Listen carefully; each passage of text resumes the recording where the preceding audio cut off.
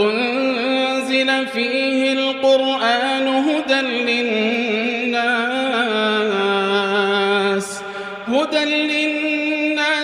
وبينات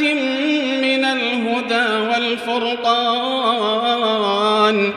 فمن شهد منكم الشهر فليصمه ومن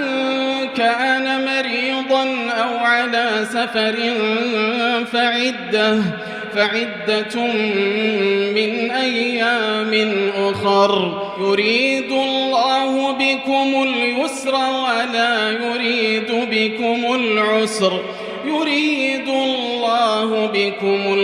ولا يريد بكم العسر ولتكملوا العدة